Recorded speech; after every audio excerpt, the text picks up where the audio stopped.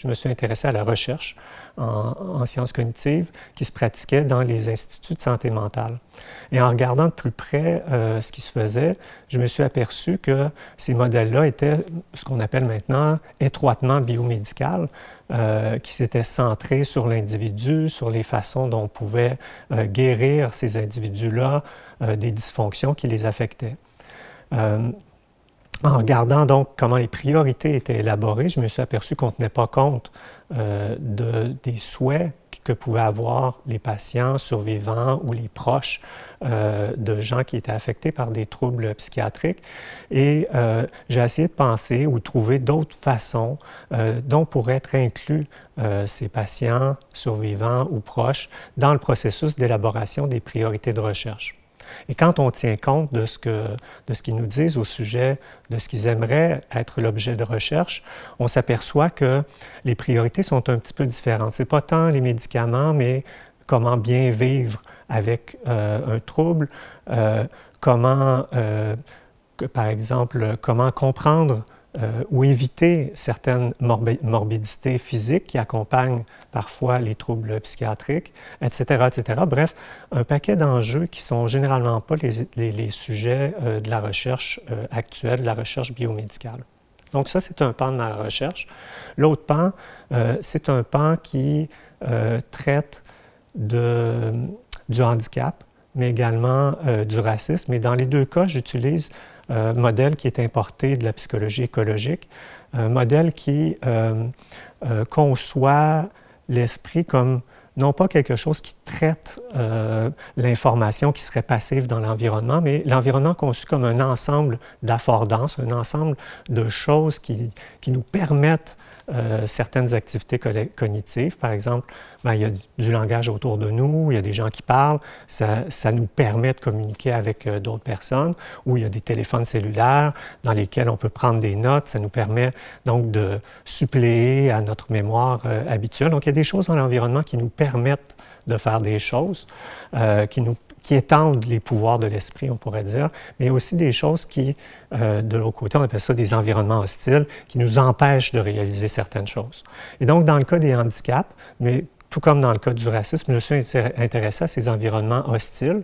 Des fois, c'est des environnements hostiles au sens où ils sont physiquement hostiles. Il y a par exemple, si vous avez une paralysie au niveau des jambes, s'il n'y a pas de rampe pour accéder à une pièce, par exemple, l'environnement peut être considéré comme hostile au sens où il ne vous permet pas d'accomplir un certain nombre de choses.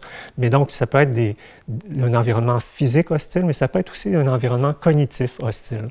Dans les deux cas, pour moi, l'environnement est primordial. Dans le premier cas, je m'intéresse à la façon dont les troubles mentaux se développent et comment l'environnement fait partie de ce développement-là. Dans l'autre cas, je m'intéresse à la façon dont des aspects de la société, des aspects cognitifs, des aspects sociaux impactent la façon dont des gens peuvent vivre à l'intérieur d'un environnement, se développer et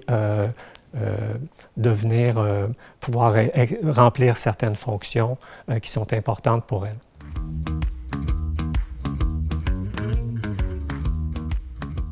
Au niveau de mes recherches, il y a une chose que je fais, que j'ai fait récemment. Je m'intéresse à la notion de trouble mental qui est celui, on appelle ça des laypersons, des personnes ordinaires dans le fond. Il y a eu beaucoup d'études qui ont été faites sur les médecins, beaucoup d'études qui ont été faites également sur les travailleurs sociaux et qui s'intéressent à la façon dont ils conceptualisent les troubles mentaux. Donc, en gros, les gens dans ces domaines-là ont tendance à considérer les troubles mentaux comme le fruit de deux choses. Le fruit, premièrement, d'un dysfonctionnement et d'un dysfonctionnement qui serait préjudiciable.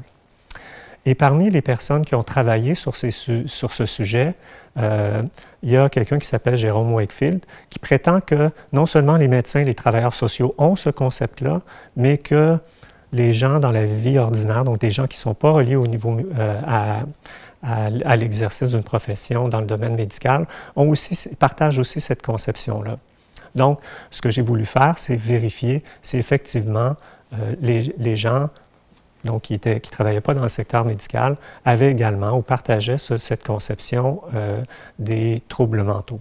Donc, avec un de mes collègues, j'ai interviewé 500 personnes pour voir si elles partageaient cette conception-là.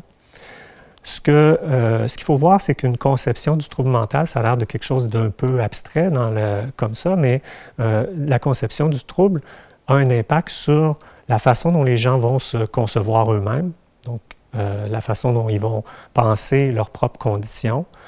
Ça va également les guider dans leur recherche du spécialiste qui pourrait, par exemple, traiter leurs problèmes. Donc, si vous pensez que votre problème est un problème d'origine spirituelle, un problème de relation avec Dieu, par exemple, vous n'allez pas aller voir un médecin, vous allez aller voir un prêtre ou quelqu'un qui pourrait vous aider dans ce domaine-là. Donc, on s'intéresse à cette question-là parce que ça a un impact concret.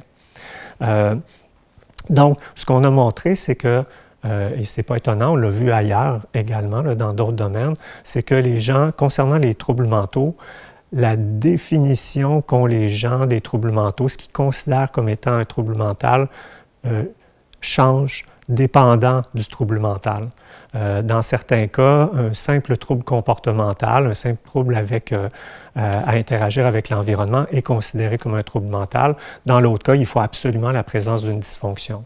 Mieux encore, quand on parle d'un gène comme étant la source d'une dysfonction, les gens considèrent cette condition-là comme étant plus, on pourrait dire, un désordre que si on a parlé d'un facteur psychologique, par exemple.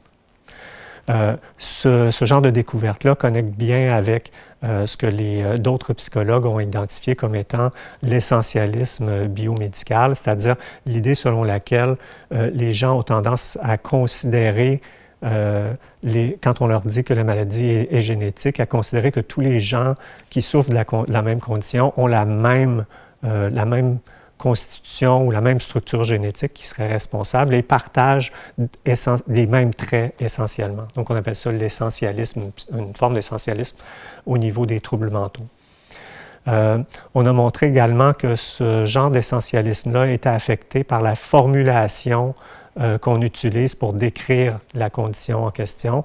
Plus on met de détails personnalisants, moins les gens sont essentialistes et plus la description est abstraite, plus la condition est considérée de façon essentialiste. Tout ça montre que la façon dont on communique à propos des troubles mentaux a un impact sur la façon dont les gens se représentent ces troubles mentaux-là.